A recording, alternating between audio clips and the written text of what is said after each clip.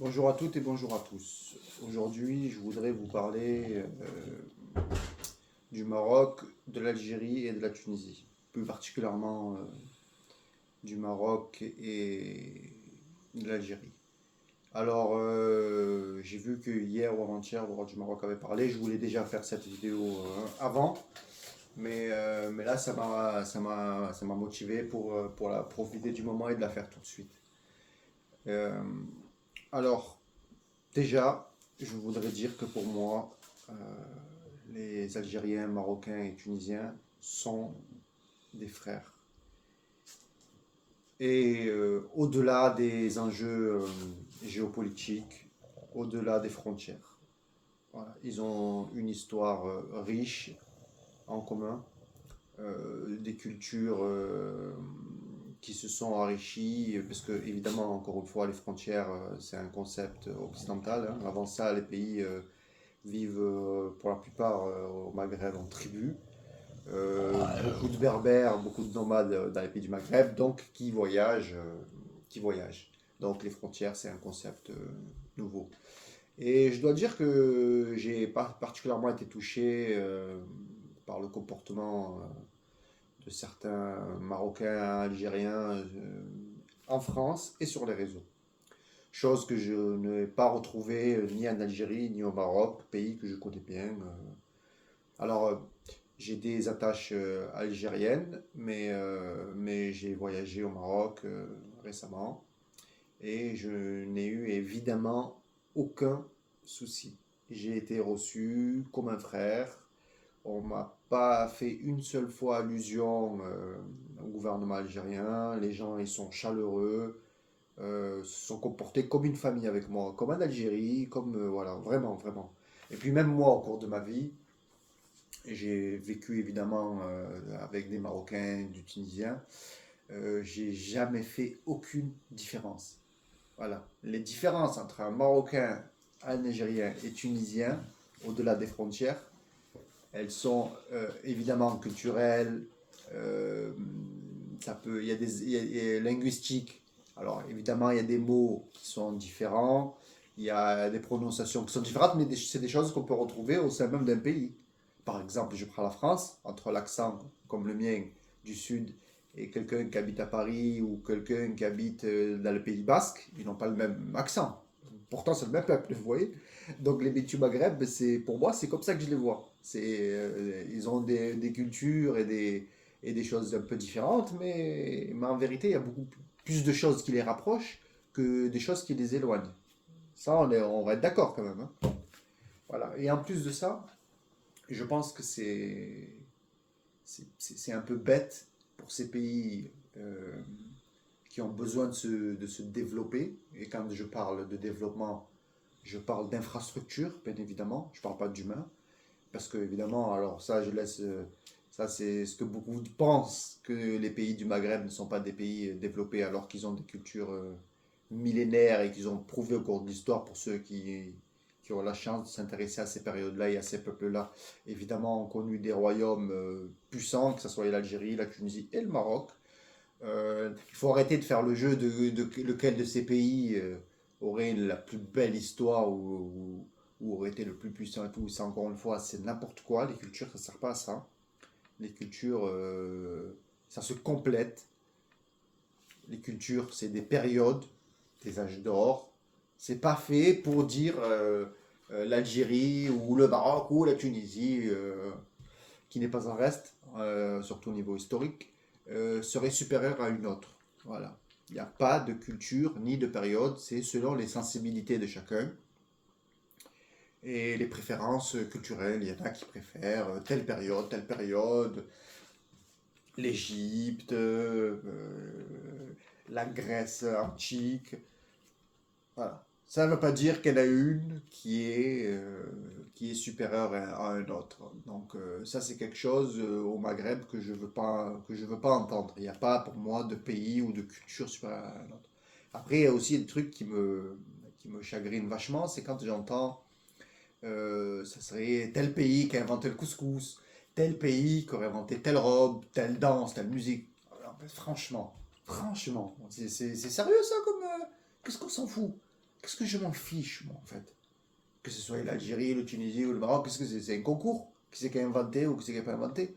Je vous l'ai dit, déjà. Il n'y a personne qui a inventé. C'est en général des peuples qui voyagent sur toutes ces terres et donc du coup qui s'influencent les unes aux autres selon les périodes. Il n'y a pas de... Qu'est-ce qu'on s'en fout? Allez, si demain c'est la Tunisie ou le Maroc ou l'Algérie qui a inventé telle chose ou telle chose. Alors déjà je pense que pour les couscous et tout, je pense que c'est même...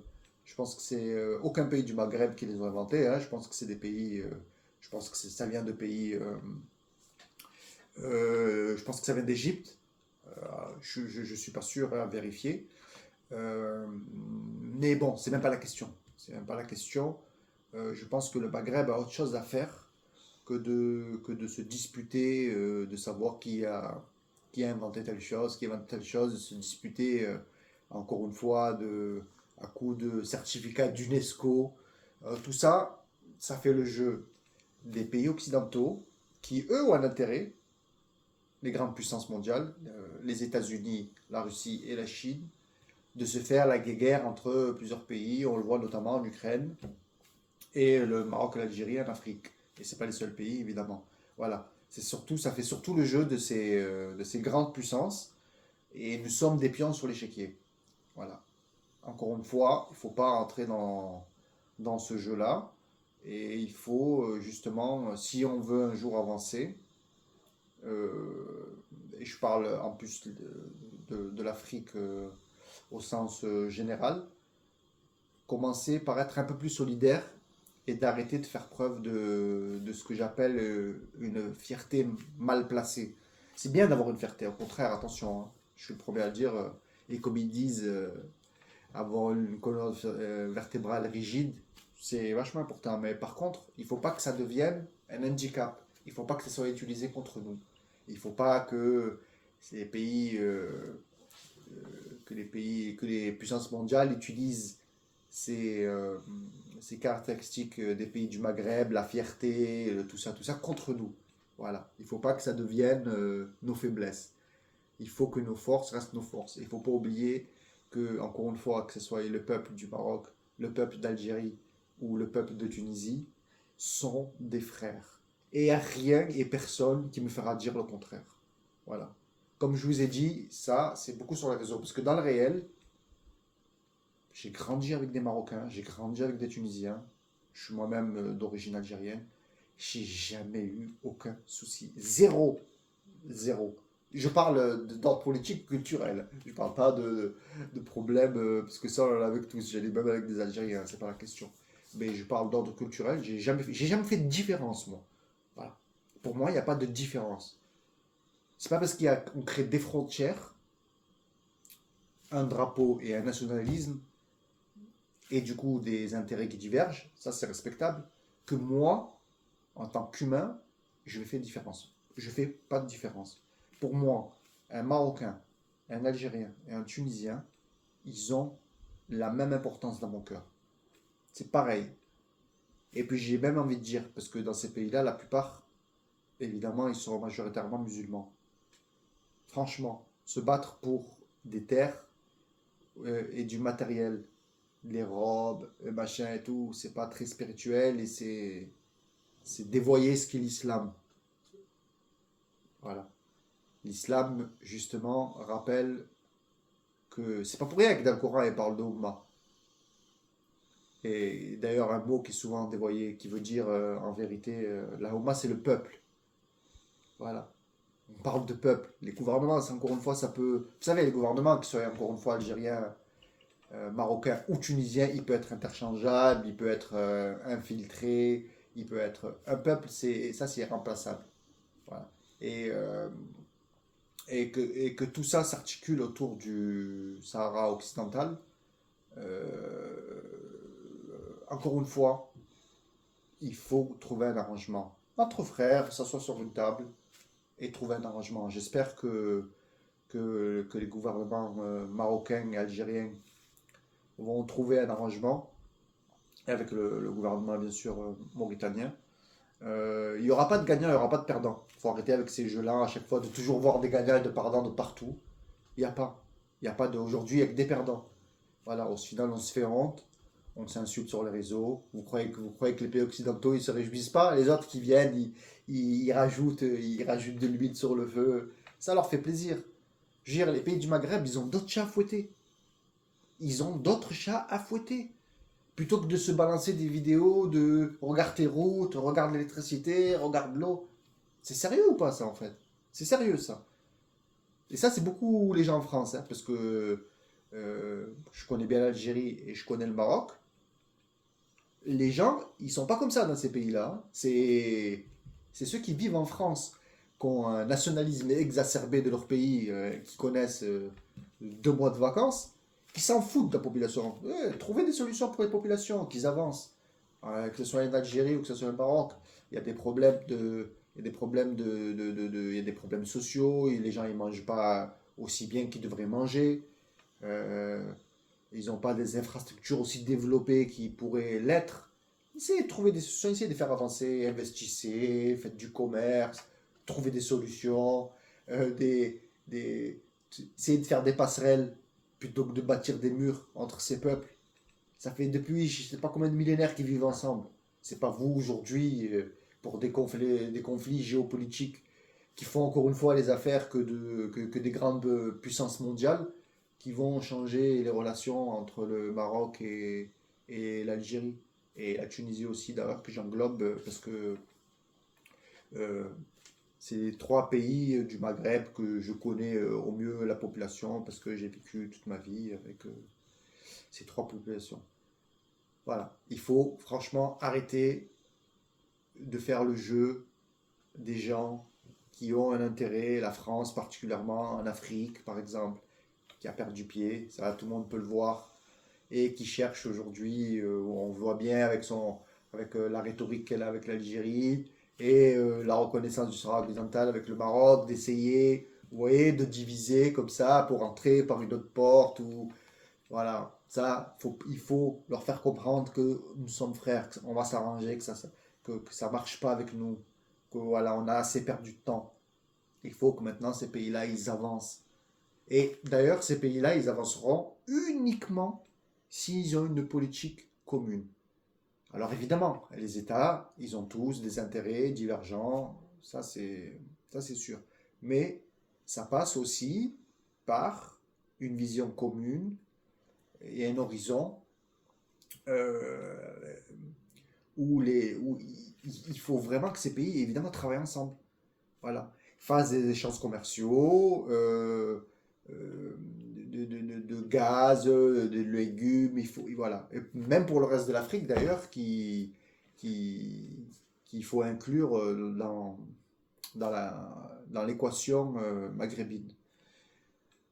Je pense que beaucoup ont intérêt à ce que les Marocains et les Algériens se déchirent, euh, parce que, comme je vous ai dit, vous connaissez tous le fameux proverbe diviser pour mieux régner. Ça, je pense qu'il faut jamais l'oublier. Il faut le dire une fois par jour. Diviser pour mieux régner. Voilà. Tant qu'on est divisé, on est faible. Voilà. Moi, aujourd'hui, parce qu'encore une fois, comme je l'ai dit, c'est des pays que je connais bien et je ne suis pas là pour faire la langue de bois parce que je travaille pour aucun gouvernement. Le seul pour qui je travaille, c'est pour moi-même. Euh, Beaucoup de choses à améliorer. Que ce soit en Algérie, que ce soit au Maroc, beaucoup de misère, beaucoup. Voilà. Vous pouvez penser ce que vous voulez.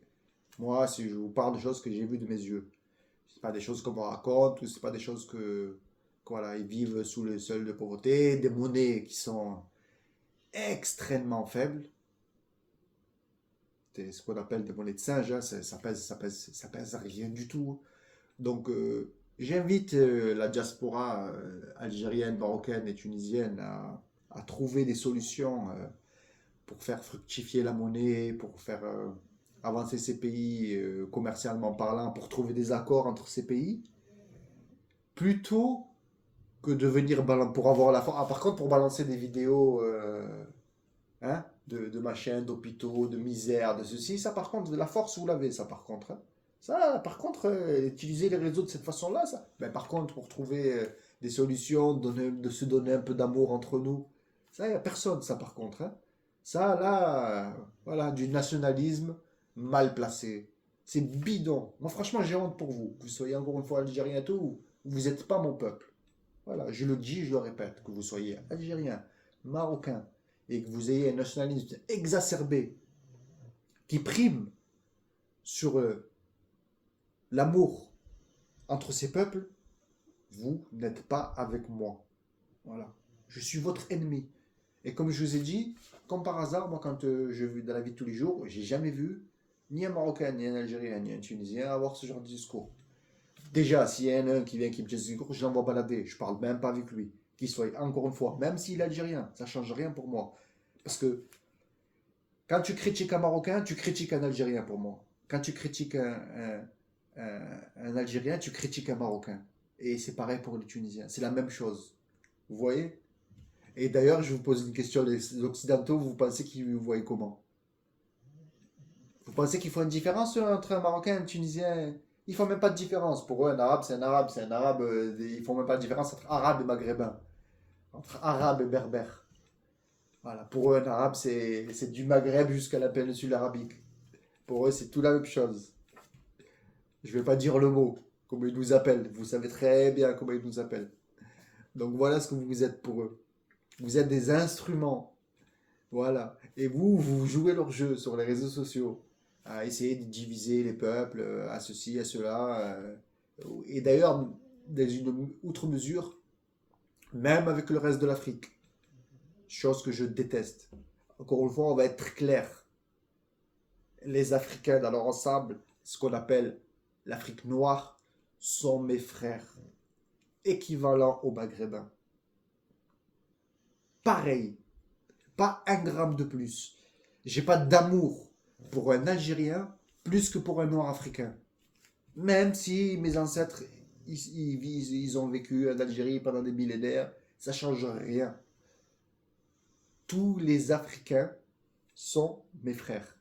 Évidemment, au même titre que le reste du monde, mais là, je voulais parler de la division du Maghreb et de l'Afrique parallèlement. Comme je l'ai dit, évidemment, il n'y a pas de souci, et les Européens, c'est mes frères aussi. Euh, mais je parlais spécifiquement de l'Afrique Nord parce que j'entends souvent ce discours chez quelques Maghrébins, pas la majorité, mais chez quelques Maghrébins, chez certains influenceurs. Suivez mon regard, vous voyez très bien de qui je veux parler, qui parlent de mariage, machin truc et tout. Mais franchement, c'est qui ces gens? C'est qui ces gens? Ils ont quelle valeur? C'est qui ces gens?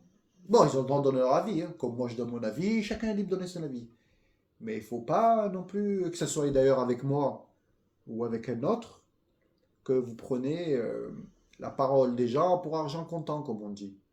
J'ai pas envie de dire son nom, ça commence par un B. Le mec de Lyon, il a aucune légitimité à dire qui doit se marier, qui va se marier, c'est qui lui, c'est qui. Voilà. Et surtout, je m'adresse encore une fois aux musulmans. Voilà. Et c'est quoi lui? C'est mieux que le Coran, ce qu'il dit? Le Coran, qu'est-ce qu'il dit le Coran? Encore une fois, je parle pour les musulmans là, hein. Fiez-vous au Coran, ne vous fiez pas au fameux B de Lyon, qui lui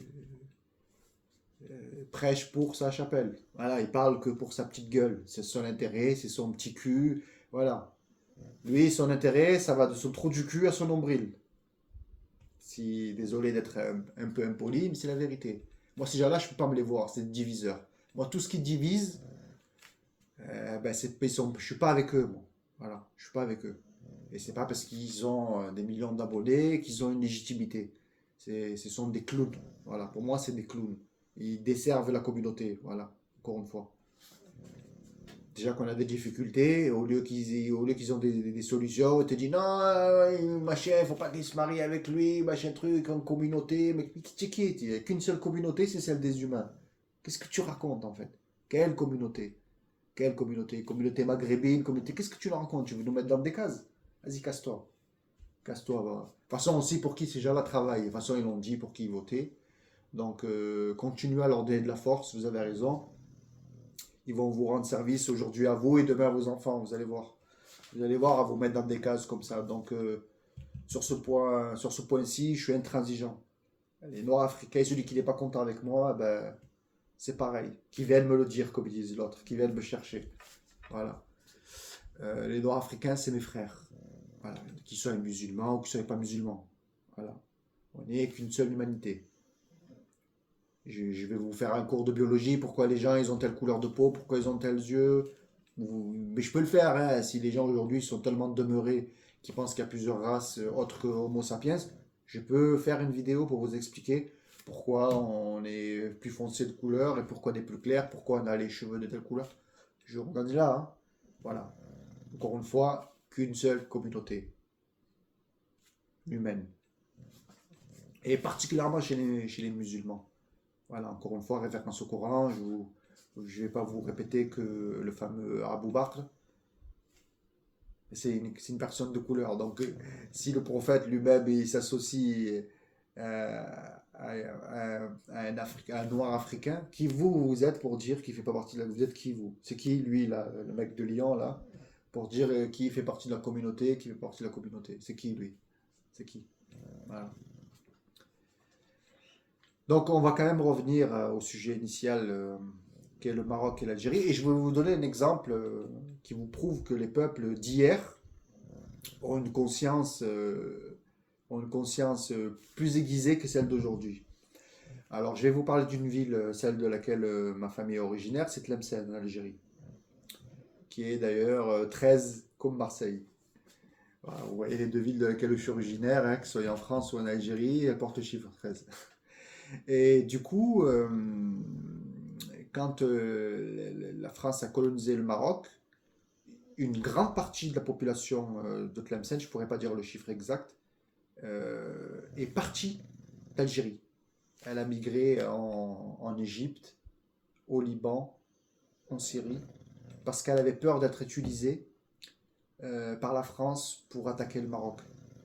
Je vous invite à faire vos recherches et à venir écrire sous la vidéo, voir si je mens ou pas. Je ne vous demande pas de me croire, évidemment. D'ailleurs, tout ce que je dis, je vous invite à le vérifier. Il ne faut jamais croire personne, ni moi, ni un autre. Ce sont que les paroles d'hommes. Il faut tout remettre en question, il faut faire ses propres recherches. Et voilà. Donc, mais voilà, juste pour vous expliquer cet épisode-là.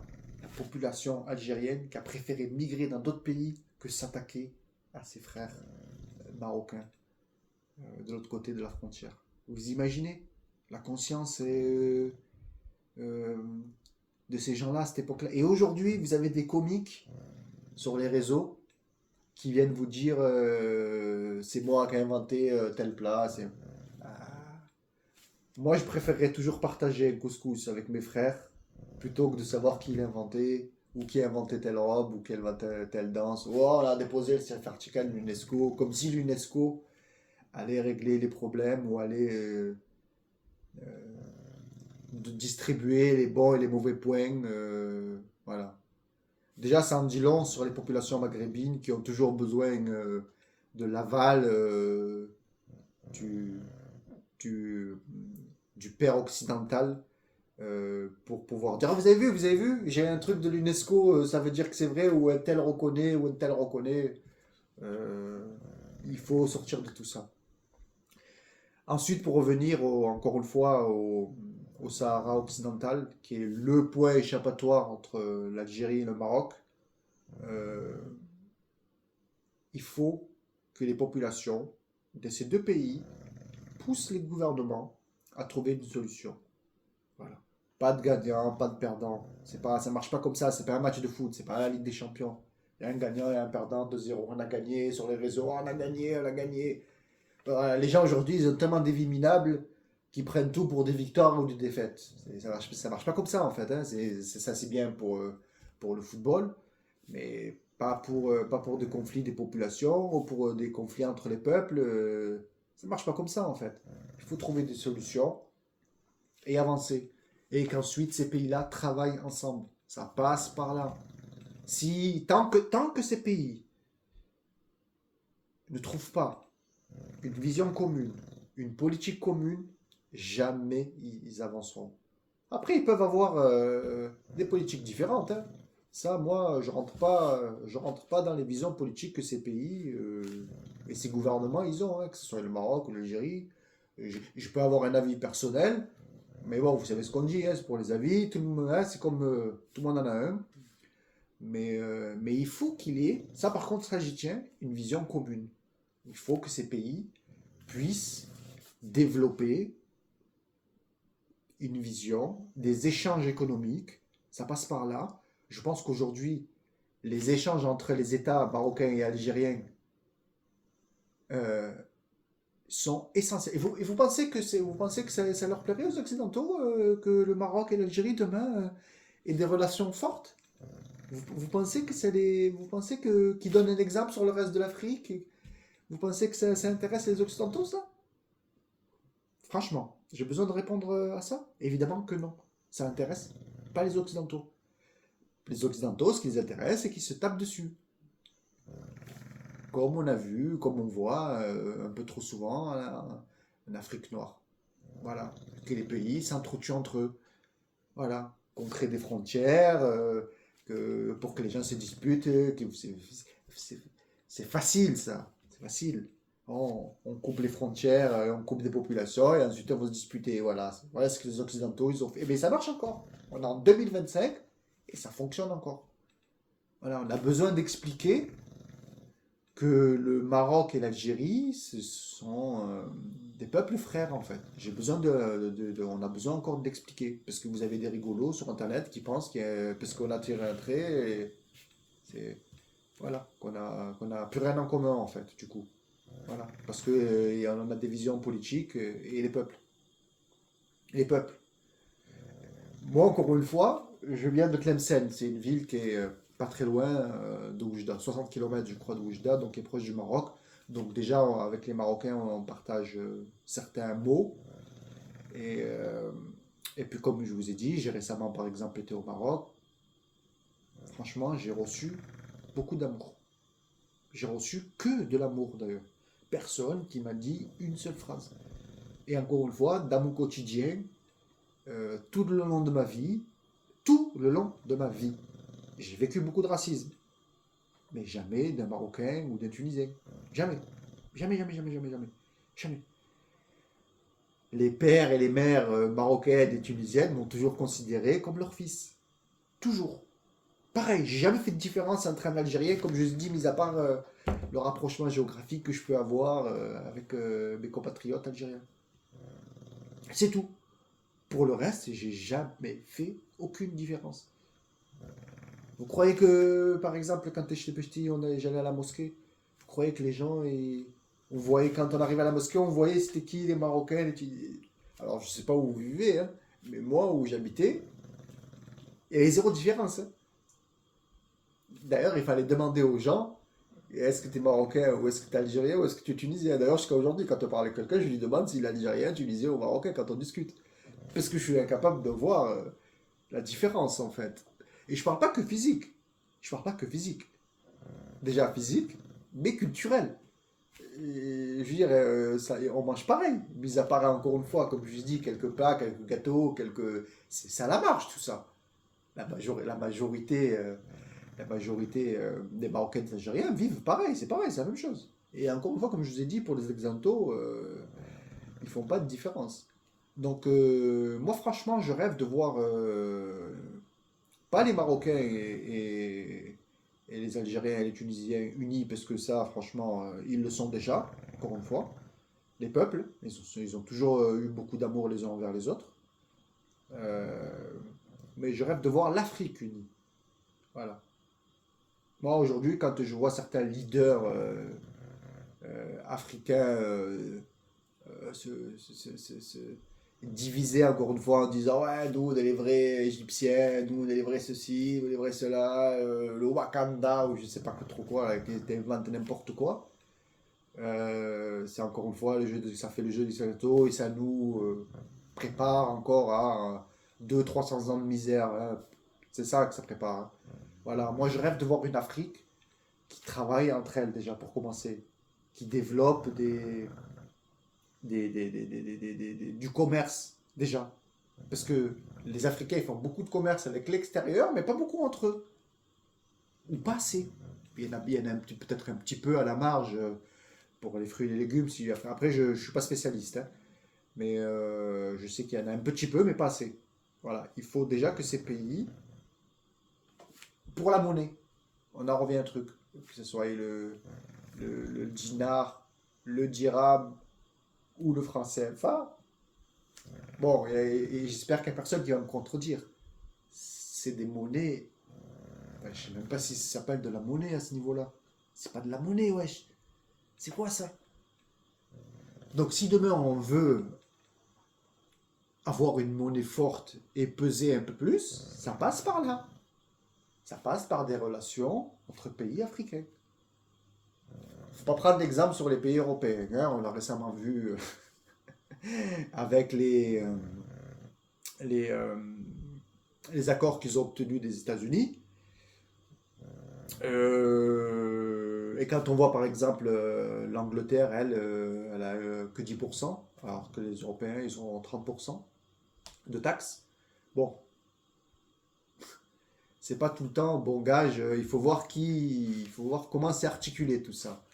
Mais d'une Afrique un peu plus indépendante et qui travaille entre elles pour faire augmenter la monnaie et évidemment sa population demain qui va pouvoir se développer un peu plus facilement grâce aux infrastructures et garder les cerveaux au lieu qu'ils partent de partout dans le monde enrichir certains pays et développer, parce qu'on sait que les Africains, même s'il y a beaucoup qui disent que l'Afrique c'est sous-développé, mais beaucoup d'Africains maghrébins participent au développement du monde entier, que ce soit la Silicon Valley ou autre. Il suffit de regarder pour s'en rendre compte. Ils ne restent pas d'Afrique parce qu'il n'y a pas la monnaie, parce que voilà, ils ne migrent pas par amour. Et vous savez, les racistes ils ont toujours ce même discours. Ah, pourquoi ils ne restent pas chez eux? Ils ne restent pas chez eux parce que tu t'accapares leur richesse, parce que tu t'accapares les cerveaux. Touche plus leur richesse, touche plus le truc, t'inquiète pas qu'ils resteront dans leur pays bien volontiers. Les gens, ils aiment leur pays, hein, que ce soit les Maghrébins ou les Africains ou même les Européens, hein, en général, tout le monde aime son pays, hein. Les gens émigrent parce que c'est la misère et parce que ils ont envie de prospérer économiquement, hein. On ne migre pas, on ne décide pas de se lever un matin. Pourquoi les gens ne le font pas ça? Pourquoi un Européen il se lève pas le matin, il part pas comme ça? Si on migre, c'est qu'il y a la guerre ou c'est qu'économiquement c'est pas vivable. Donc il faut arrêter avec ces discours. Voilà, si les pays européens et les discours, d'ailleurs j'en profite pour glisser une peau de banane à nos amis fachos d'internet qui disent ils ont qu'à rester dans leur pays, ben, t'as qu'à pas toucher t'as qu'à arrêter de leur faire des guerres et t'as qu'à arrêter de t'accaparer leurs richesses minières, pétrolières, et tu verras que les gens ne viendront pas dans ton pays. Mais bon, là, du coup, tu vas moins vivre parce que faut m'expliquer. Si je prends la France comme exemple, la France, elle n'a pas de pétrole, elle n'a pas de gaz, elle n'a pas de diamant, elle n'a pas d'or. Bon, faut m'expliquer comment c'est devenu une puissance mondiale euh, sans tout ça et sans ces pays-là, en fait. Et sans l'apport encore aujourd'hui de ce contrat. On peut prendre l'exemple de Bolloré, par exemple, qui tire sa richesse en partie de l'Afrique et pas de port de Bretagne, hein. Donc il faut arrêter avec ces discours qui sont hypocrites. Et la plupart de ces personnes qui tiennent ce genre de discours n'ont aucune connaissance. Ils pensent que la France, c'est une puissance mondiale par le simple fait. Ils n'ont aucune perspective de savoir comment fonctionne le monde réel pour savoir que ces pays-là s'accaparent les richesses d'un tiers pour les vendre à un autre et du coup engranger le bénéfice. On ne devient pas riche comme ça, hein. C'est beaucoup. Ils vont te dire, vous nous parlez de l'esclavagisme et tout, mais ça n'a pas changé tout ça. L'Europe a besoin de migrants pour le boulot, pour faire baisser le prix du marché. Euh, donc si tu veux plus de migration, va d'abord t'en prendre au patron du CAC 40, plutôt qu'aux Africains qui eux subissent et sont les instruments de ces politiques-là. C'est pas choisi. Les Africains dans leur ensemble ne se lèvent pas le matin en se disant oh tiens on va aller en Europe, quitter nos familles, vivre dans des conditions qui sont difficiles. Parce que évidemment les Africains quand ils arrivent en Europe vivent pas dans des conditions faciles. Ouais mais c'est plus facile. Non non non, ça c'est encore une fois c'est dans les films que vous faites dans votre tête, hein. C'est vous aller faire les métiers qu'ils font. Et ça, c'est pareil, hein, quand j'entends que les Africains ne seraient pas assez travailleurs et tout. Ça, c'est un truc, ça me révulse. Ça me révulse. Il suffit que vous vous levez le matin, à 5 heures du matin, que vous prenez les transports ou le métro, et vous allez voir si les gens allaient dans n'importe quelle entreprise, et vous allez voir si les Africains, c'est pas des bosseurs, en fait. Encore une fois, tout ça, c'est de la pure démagogie, et c'est pour se rassurer. Voilà. Si ça vous plaît de vous rassurer ainsi, grand bien vous fasse. Mais voilà, je voudrais revenir au Maroc et à l'Algérie. Diffusez plutôt, soyez les chantres de l'amour entre ces peuples sur les réseaux sociaux. Ne laissez pas les gens diviser ces peuples frères. Comme je vous ai dit, essayez plutôt d'entreprendre des, euh, des projets pour ces pays-là, pour les aider à se développer. Essayez de trouver plutôt de quoi faire des ponts entre ces peuples plutôt que de créer des murs. De savoir qui a inventé le couscous ou qui a inventé telle danse ou telle robe, je n'en ai rien à foutre. Voilà. Ça pourrait être très bien la Tunisie qui a tout inventé, très bien l'Algérie ou le Maroc. Qu'est-ce que ça changerait? Franchement, je m'en tape complètement. Mais complet. Tu peux même me dire que c'est le Portugal qui a inventé le couscous. Qu'est-ce que ça va changer en fait? Qu'est-ce que ça change? Ça va m'empêcher demain de manger du couscous? Ça va m'empêcher d'apprécier les magnifiques robes que les gens portent au Maghreb, qui sont en plus parfois, je prends par exemple en Algérie, particulièrement ma ville de Tlemcen, les mariés, dans les robes mariées, il y a un héritage andalou, espagnol, enfin bref. Et ça fait partie de l'histoire de l'Algérie. Donc voilà, donc de dire qui a inventé ou qui n'a pas inventé, encore une fois, c'est un débat infantile que des enfants de maternelle peuvent tenir, mais pas que des adultes devraient tenir. Ensuite, je voudrais avoir aussi un petit mot sur 2 secondes,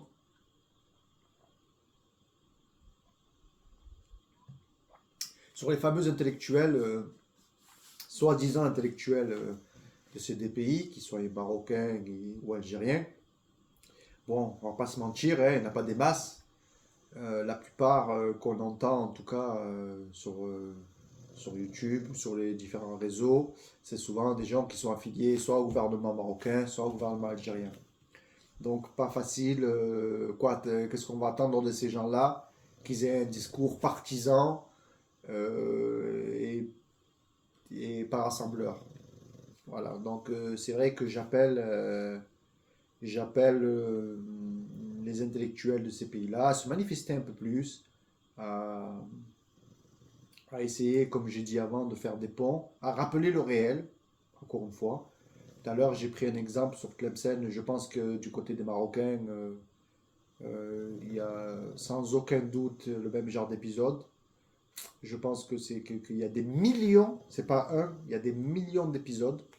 Je pourrais même faire une vidéo là-dessus pour vous prouver que ces peuples ont toujours été solidaires les uns envers les autres. Le Sahara occidental, c'est quelque chose qui peut s'arranger et qui doit et qui va s'arranger, j'espère, rapidement. C'est pour ça que j'espère que pour une fois, les gouvernants de différents pays, enfin, en l'occurrence de l'Algérie, du Maroc et de la Mauritanie, hein, qu'il ne faut pas oublier, vont faire preuve d'un minimum d'intelligence, j'ai envie de dire, parce qu'ils ne brillent pas tout le temps par leur intelligence, on ne va pas se mentir. Hein, ils font plutôt le travail. Euh, alors, j'ai pas envie d'être trop dur avec les gouvernements aujourd'hui, c'est pas l'objet de la vidéo avec le gouvernement algérien ou marocain, mais il y a beaucoup de choses à dire sur eux, on va pas se mentir. Euh, J'en ferai peut-être un jour une vidéo d'ailleurs, parce que parce que ils se disent tous les deux, que ce soit les Marocains encore une fois ou les Algériens, les héritiers d'un passé glorieux, mais de mon point de vue à moi, ils sont plutôt les héritiers de ce qu'il y a eu de plus médiocre sur ces terres. Et je parle pour les deux, hein. Je les mets sur le même point de niveau. Ils ne sont pas à la hauteur. Ils sont pas à la hauteur justement du passé glorieux que ces pays ont eu. Donc j'espère que que mon message va vraiment toucher le plus grand nombre de personnes. Encore une fois, je vous redis tout mon amour que j'ai, que ce soit aux Algériens, aux Marocains, aux Tunisiens et au reste de l'Afrique de façon générale. Euh, Soyez les chantres de la paix, soyez les chantres de l'amour. N'ayez pas de fierté mal placée, n'ayez pas peur de dire aux autres que vous les aimez. C'est pas encore une fois, ah, nous les hommes, ça roule des mécaniques, on n'aime pas dire. Au contraire, pour moi, les plus grands guerriers, c'est ceux qui sont capables d'être les plus humains, on va dire.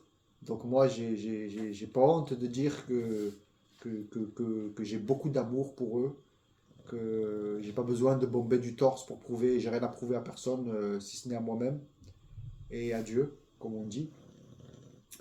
Donc voilà, franchement, particulièrement aux Maghrébins qui vivent en France, ne faites pas le jeu de ce qu'aujourd'hui on appelle la culture du clash dans les réseaux. Ça clash, pas ça clash, c'est un concours de se la mesurer. Y a pas, c'est pas comme ça que ça fonctionne, encore une fois. C'est pas comme ça qu'on va faire avancer les choses. Et un peu une pensée, un peu pour les gens, soi-disant des pays que vous aimez. J'ai bien dit soi-disant parce que vous ne le montrez pas toujours. Aimer un pays, c'est pas juste 2 mois de vacances. C'est pas juste 2 mois de vacances et faire du quad, hein. Ça porte un autre nom. J'ai pas envie de rentrer dans les détails, mais c'est pas de l'amour, hein. Donc, essayez de faire des choses concrètes. Soyez dans le concret un peu. Ouais, faites des choses concrètement un peu. Montrez votre amour. Allez faire faites des vidéos. Faites des choses bien un peu. Les gouvernements, parce que franchement, les gouvernements, comme j'ai dit, ça peut changer. Un jour c'est un tel, un jour c'est un tel. Ça peut s'infiltrer, ça se renverse, ça se remplace. Et regardez l'histoire. Un gouvernement, ça peut être un gouvernement étranger, ça peut être un faux. Enfin bref, on s'en fout. Franchement, les gouvernements, moi, je leur porte pas beaucoup de. Ils sont pas importants en fait. Voilà. Moi, ce qui est important, encore une fois, c'est le peuple. En l'occurrence, marocain, algérien et aussi nos frères tunisiens qui sont encore une fois qui font pas, ils ont la chance de ne pas faire partie du problème du Sahara occidental, mais j'ai une pensée pour eux parce que je les associe voilà, à mon amour et à ma vision du Maghreb qui est, comme je vous ai dit, qui est exactement la même, hein. C'est pareil pour un Tunisien. La seule façon de reconnaître un Tunisien, c'est à son petit accent chantant. Euh, bon, moi, je les chambre parce que c'est mes frères, je rigole avec eux. Mais voilà, mis à part ça, il n'y a aucune différence avec eux. C'est autant mes frères, encore une fois, que les Algériens ou les Marocains. Je vais le répéter autant de fois tant que ça ne rentre pas. Un Algérien égale un Marocain égale un Tunisien. Ni plus, ni moins, ni un gramme. Vous voyez, même un demi-gramme. Même un demi-gramme, je ne l'accorderai pas à un de plus. Parce que c'est pas ce que je pense. Libre à vous, hein, si vous préférez un Algérien ou un Marocain ou un Tunisien et que vous rajoutez une valeur par rapport à tel peuple, ça, je vous laisse avec votre vision que je respecte, hein, mais je pense que vous êtes dans le faux. Voilà. Ça, c'est des visions nationalistes très très très modernes et occidentales. C'est pas comme ça que les pays du Maghreb ont fonctionné jusqu'à aujourd'hui. Voilà. En tout cas, je vous remercie à toutes et à tous. J'espère vous retrouver bientôt. Dites-moi en commentaire si vous avez apprécié. N'oubliez pas de partager et de vous abonner, hein, histoire que ça donne un petit peu de la visibilité à des petits comptes comme le mien. Et voilà, n'oubliez pas, un Maghreb fort, ça passe d'abord par vous. Ça va pas se faire d'un claquement de doigts ou c'est pas un tiers qui va venir avec une baguette magique et qui va le rendre. Donc si demain, si vous avez soi-disant de l'amour pour le Maroc, l'Algérie et la Tunisie, prouvez-le. Prouvez-le avec des actes, avec de l'amour, avec des idées, avec de l'intelligence, avec de la culture, pas avec des clashs et des insultes, comme je vois beaucoup. Même si on sait que derrière ces comptes, que ce soit les uns ou les autres, on sait que c'est pas tout le temps des Algériens, des Marocains et des Tunisiens. Voilà. Merci à tous et bonne journée à vous.